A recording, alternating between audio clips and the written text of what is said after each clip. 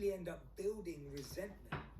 It's better to say no and continue to have a relationship than say yes and resent the relationship. The number one health and wellness podcast. Jay Shetty Station.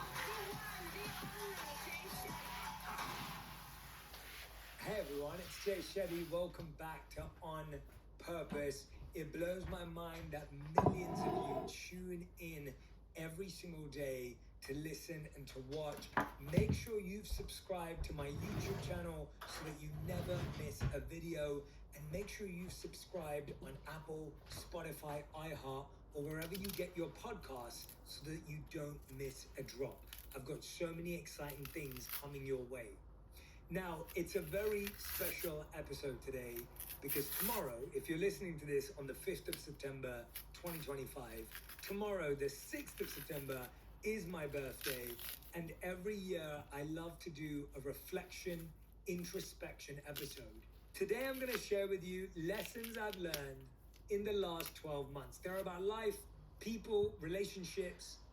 I'm going to give you the biggest ones that I've taken away. These are real lessons that have come from lived experience, come from my own mistakes, come from my own challenges and struggles. And I love doing this episode for you every year because it really gets me into my own heart and mind. And I get to open up about it with all of you.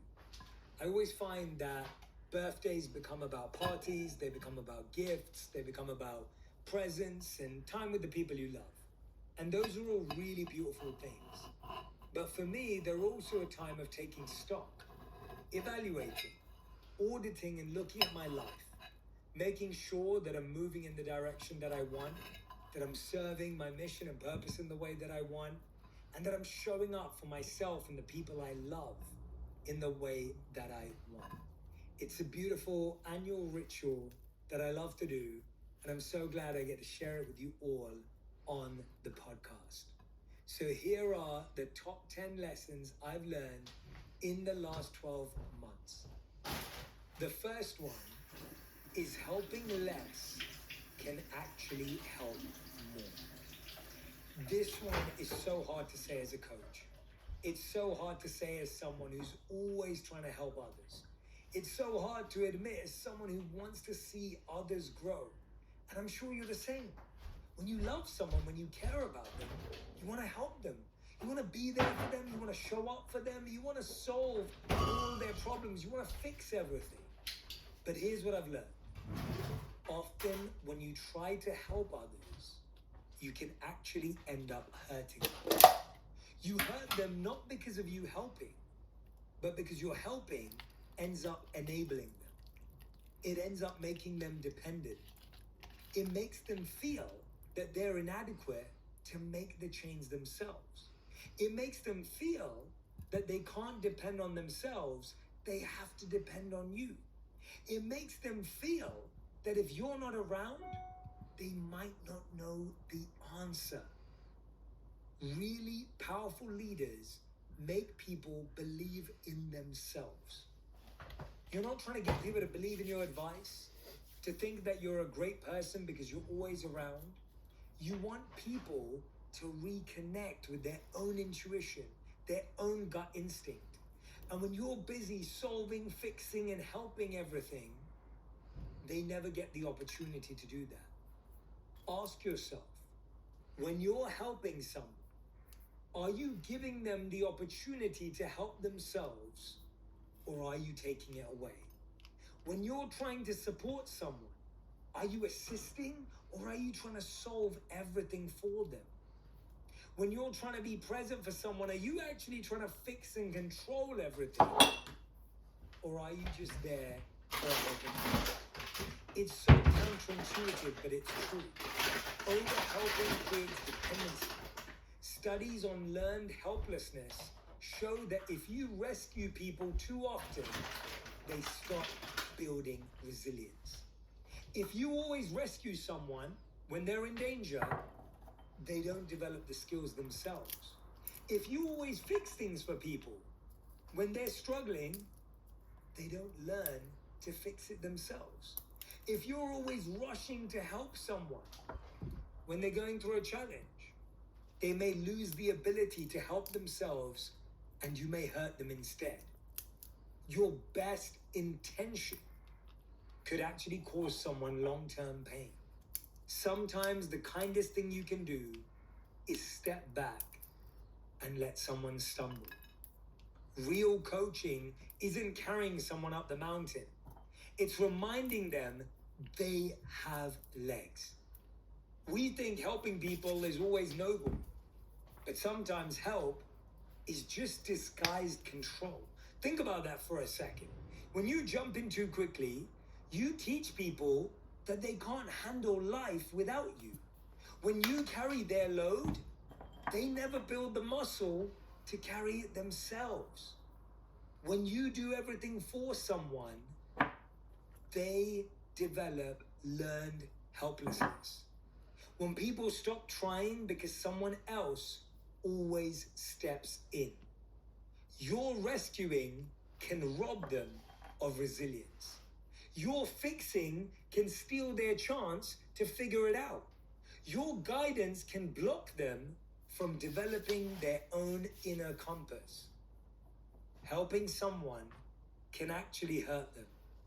Trying to fix someone can actually make them feel more broken.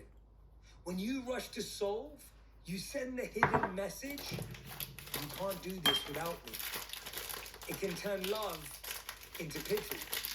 It can turn care into control. Support doesn't mean solving. Love doesn't mean fixing. Compassion doesn't mean control. Helping someone can hurt them. Fixing someone can break them. Carrying someone can weaken them. Protecting someone can trap them. Saving someone can silence them. People don't grow when you do it for them. They grow when you believe they can do it themselves. They don't need your rescue. They need your trust. They don't need a fixer. They need a witness. Someone to say, I saw you do that, and I'm here to watch you do it again. I'm here to give you a helping hand, if that's what you need right now. But realizing that you don't want to take away their opportunity. It's almost like saying, hey, I'll be with you at the gym, but I'll lift the weights for you. That wouldn't make any sense, right? I can be with you at the gym, but I can't lift the weights for you. I'll be with you by your side, but I'm going to do the diet for you. It doesn't work that way. You can't transfer your sacrifice into someone else's success. You can't transfer your discipline into someone else's desire. You can't transfer your work into someone else's worth. It doesn't work that way. They have to have the discipline. They have to do the work. They have to make the sacrifice. You can be there by their side, but you can't do it for them. This is a huge lesson that I've learned this year. And I realize it's a painful one because my nature is to want to see people reach their potential. And I want to speed it up for them. I want to solve it for them. I want to accelerate it for them.